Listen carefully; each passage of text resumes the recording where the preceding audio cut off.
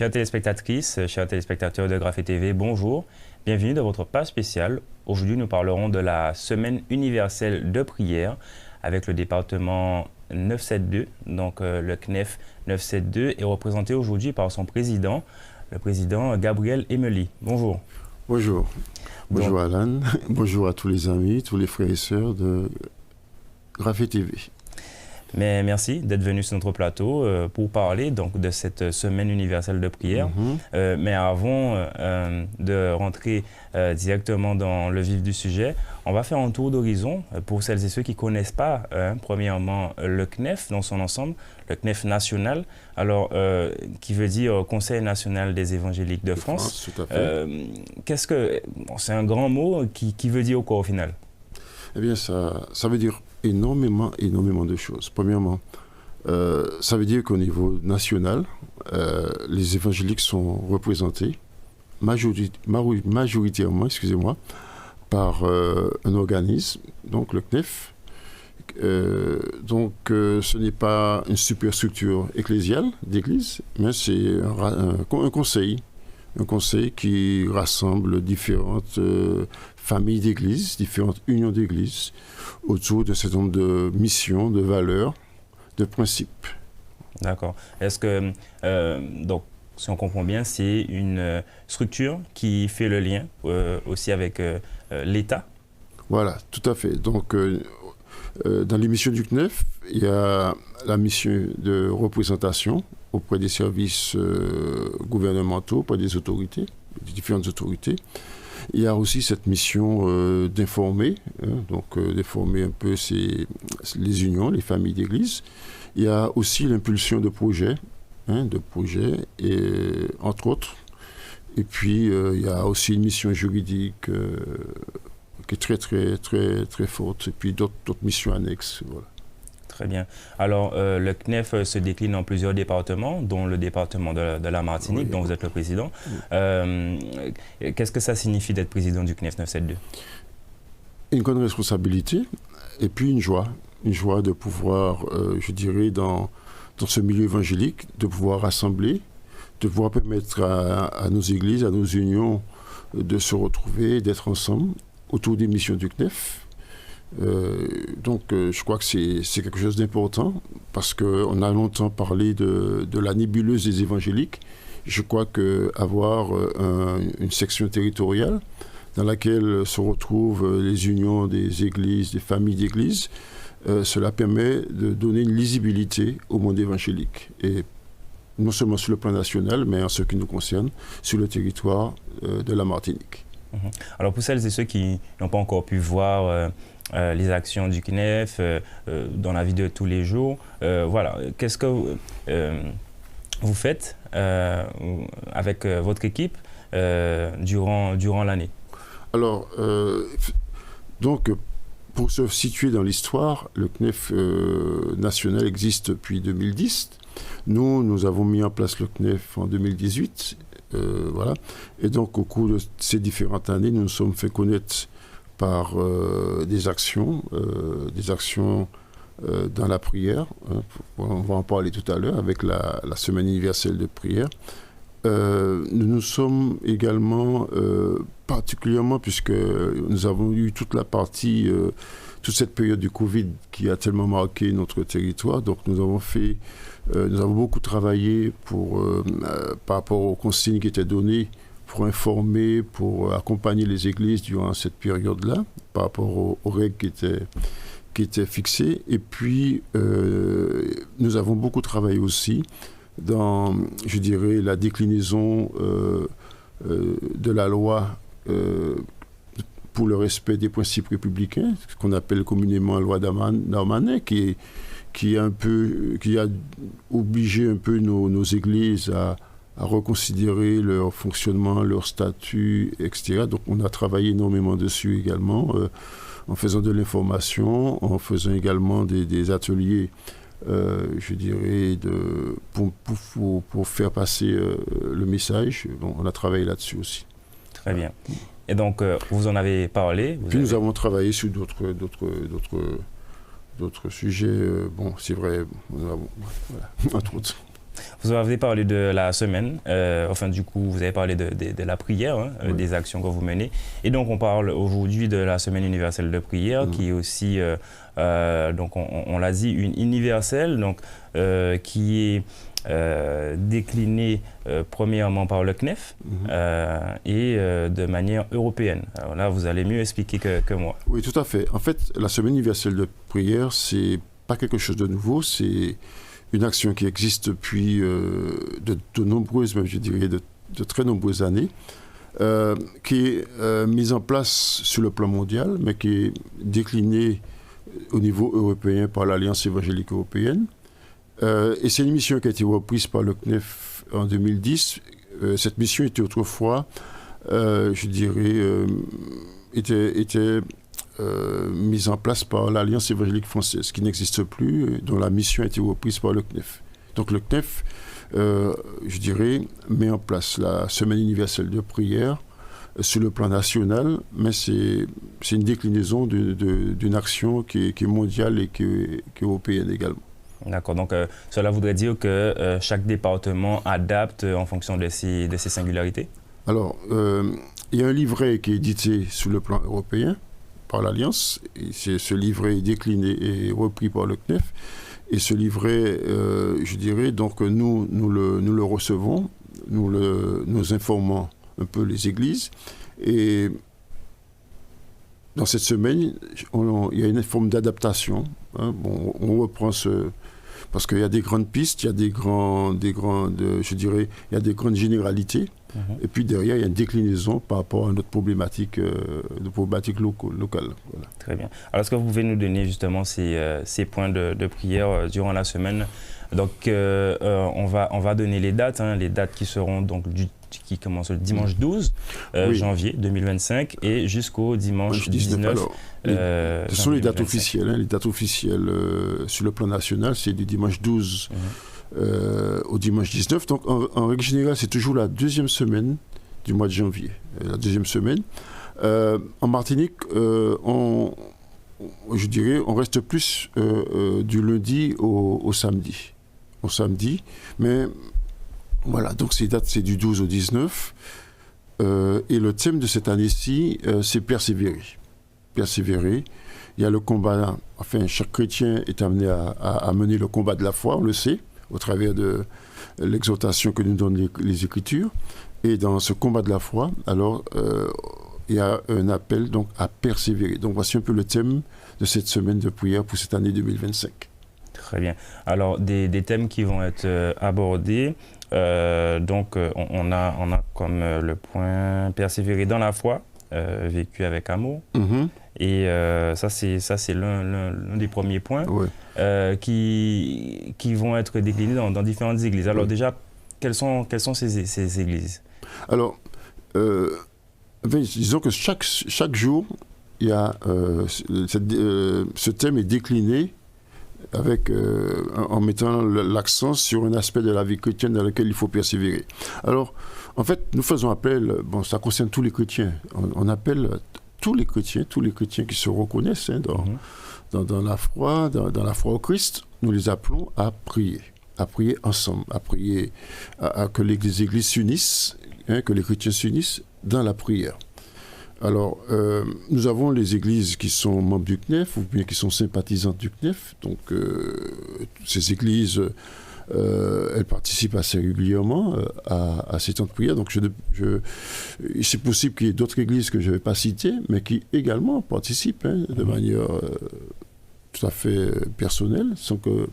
Alors, l'église de la mission chrétienne, effectivement, participe à cette action. L'Union des églises, des assemblées de Dieu de la Martinique, les églises des Nazaréens, les églises de l'Union du Plein Évangile, de la mission du Plein Évangile. Également, donc, je cite, vous avez également d'autres églises que je cite de mémoire, comme l'Union chrétienne, comme... Mais en tout cas, les prières vont être faites par secteur. Oui, donc, on en retient 4 secteurs. 4 secteurs, donc le Nord Atlantique, le Nord Caraïbe, le Centre et le Sud. Voilà. Là, c'est plus pour l'activité du samedi. Du 18. Du samedi. Parce que nous appelons les églises à prier. Je crois que les églises ont l'habitude, effectivement, de faire une semaine de prière au début de l'année comme cela. Donc les églises, elles prient dans leurs locaux du lundi au vendredi, puisque j'ai dit qu'en Martinique, souvent on reste sur le lundi au samedi. Et le CNEF appelle le samedi à des rencontres. Sectorielles, inter-églises, autour d'un thème qui nous appartient, un thème local. Et là, on va prier pour le pays. Voilà, donc on récapitule. Voilà. Donc le CNEF de manière nationale a donné un livret qu'on peut recevoir sur WhatsApp, qu'on peut retrouver aussi sur le site internet. Tout à fait. Mais dans les départements tels que la Martinique, on a donc des points de prière qui vont être abordés par les églises de manière personnelle durant la semaine. Donc du lundi au samedi, en général, c'est comme ça que chaque église va organiser sa semaine de prière. En fonction de leur du lundi au vendredi. Voilà. Très bien. Et le samedi, on appelle toute personne, tous les chrétiens à venir se rassembler au niveau des différents secteurs, là où ils se situent. Donc, on a des lieux de rencontre, des missions chrétiennes, on a aussi différentes églises, la DD, etc. Voilà. Donc, il y a différentes églises. Je dirais, on a fait des secteurs. On a fait le secteur Nord-Caraïbe, le secteur Nord-Atlantique, le secteur Centre et le secteur Sud. Donc, on a dans chaque secteur, par exemple, sur le Nord-Atlantique, on a des lieux de rencontre, les églises de la mission chrétienne du Lorrain. Il faut peut-être que je vérifie. Je vous laisse chercher rapidement. Voilà. Alors, donc, je rappelle, cette semaine de prière du 12 au 19 janvier 2025. Donc, en tout cas, il va vous donner, le président du CNEF, les différents secteurs et les différentes églises. Là où vous pourrez vous réunir, mais voilà, c'est un appel à tout un chacun, toute personne évangélique, toute personne ou chrétienne qui veut prier dans le sens de cette semaine, pourra contacter donc Gabriel Emeli, le président, au 06 96 23 87 69. Le délégué territorial, Louis Mérine, au 06 96 45 73 10. Et le secrétaire, Jean-Claude Vaubien, au 06 96 43 08 95. Voilà. Alors, c'est à vous. Pour les églises nord-atlantiques, donc nous avons l'église de la mission chrétienne du Lorrain, c'est un lieu de rencontre, l'église de la mission du plein évangile de Sainte-Marie et l'église de l'assemblée de réveil de Trinité. Voilà, donc chaque fois ça concerne une zone. Par exemple, le Lorrain, c'est toute la zone du Nord. L'AER de Trinité, c'est peut-être c'est le Trinité, Gaumont, Verpré, voilà. Donc ça, c'est pour le Nord-Atlantique. Concernant le Nord-Caraïbe, donc il y a l'église de la mission chrétienne du Mont-Rouge, et puis il y a l'église de la mission de l'évangile du Carbet, le Nord-Caraïbe. Et puis pour le secteur centre, il y a l'église de l'AER de Shelcher. Il y a l'église de la mission du plein évangile de Pont-de-Chêne et il y a l'église de la mission chrétienne du Lamentin. Donc chacune de ces églises, c'est un lieu de rencontre, mais ce lieu de rencontre est associé à une zone dans laquelle il y a des églises locales qui existent. Voilà. Et puis pour le sud, donc, nous avons l'église ADD de Ducos à Dieu-Rivage, l'église de l'AER du François, la Pointe-Couchée, l'église de la mission chrétienne évangélique de Rivière-Pilote et l'église de l'ADD du Marin au quartier Cédalis. Voilà, donc ce sont des lieux dans lesquels le samedi 18 janvier, de 9h à 12h, donc nous sommes appelés à nous retrouver, tous les chrétiens, pour prier ensemble. Et le sujet de ce samedi, c'est un sujet local. Est-ce que vous connaissez déjà le sujet ? Tout à fait, tout à fait. Est-ce que les téléspectateurs doivent le découvrir directement sur place, ou vous pouvez le dire sur le plateau? On communique dessus parce que, en fait, c'est la troisième fois que nous faisons ce type d'action. Et nous l'avons commencé parce que nous pensions qu'il fallait s'arrêter à un moment donné et penser à notre pays. Les différents responsables évangéliques qui composent le conseil du CNEF, nous avons pris conscience que notre pays, depuis 3 ans déjà, que notre pays est en grande souffrance. Et nous avons appelé les églises depuis 3 ans, à chaque fois, lors de cette semaine universelle de prière, à se rassembler et à prier pour le pays. Et cela prend tout son sens cette année-ci, avec la crise que nous avons connue le dernier trimestre, mais dans laquelle nous sommes toujours. Bon, on n'est pas encore tout à fait sortis dedans. Mais ce n'est pas qu'une situation économique liée à la vie chère. Il y a aussi d'autres thèmes concernant le pays qui seront abordés lors de cette matinée de prière. Voilà. En somme, il faut venir. Vous invitez tout un chacun, tous les spectateurs, téléspectatrices qui nous regardent à venir. Donc c'est vraiment universel, c'est une semaine universelle dans son regard géographique, mais aussi dans son regard humain. Donc c'est pour tout un chacun. Quelle est l'importance de se rassembler tous ensemble pour prier pour un sujet? Pourquoi peut-être d'autres personnes voudraient peut-être rester chez elles? Quel est l'intérêt pour elles de venir se rassembler ensemble? Il y a de ceux qui peuvent rester chez eux parce qu'il y a des contraintes, maladies, problématiques de déplacement ou autres. Bon. Et ça, on peut en tenir compte. C'est pour ça que je crois que Graphe TV va faire l'effort, et je crois qu'on tient à les remercier pour retransmettre dans un de nos lieux de rencontre le temps de prière. Et ceux qui sont chez eux, qui ne pourront pas se déplacer, pourront aussi s'associer, on le dit souvent dans le langage, dans l'esprit, avec ceux qui sont en prière. Mais je crois qu'il y a plusieurs buts lorsque des chrétiens se rassemblent. Premièrement, se retrouver. On est tellement segmentés, tellement séparés, que avoir une manifestation d'unité et sur quelque chose sur lequel tous nous sommes d'accord, c'est-à-dire prier Jésus-Christ, je crois que c'est la plus belle des choses. C'est-à-dire qu'ensemble, nous sommes enfants du Christ, et ensemble, nous sommes capables, au-delà de nos chapelles, au-delà de nos dénominations, à nous retrouver autour du Christ pour prier ensemble, pour un sujet qui nous concerne tous, notre pays, le devenir de notre pays. Donc je crois que c'est... Après, donc, il y a ce côté de l'unité, ce côté de la fraternité, et puis il y a ce côté spirituel. Lorsque le peuple est ensemble, lorsque le peuple élève la voix ensemble, lorsque le peuple partage un fardeau et crie à Dieu ensemble, je crois qu'il y a une force spirituelle qui sort de cet élan, voilà, et qui se manifeste. Je crois que le Seigneur, il entend le cri du malheureux, mais il entend aussi le cri du peuple. Et que lorsque le peuple est là uni, voilà. Donc il y a aussi cette et puis, en troisième lieu, je dirais que toutes les manifestations d'unité que nous sommes en capacité de faire, parce que si nous sommes capables de nous retrouver sur des choses essentielles, c'est toujours une victoire. Parce que la division a toujours été néfaste au témoignage de l'Église. Voilà, donc toutes les manifestations, on ne peut pas... quand on parle d'unité, on aborde des thèmes, on aborde un domaine assez sensible, parce que il y a tellement d'éléments de divergence, mais il y a tellement aussi d'éléments sur lesquels on peut se rassembler, se retrouver.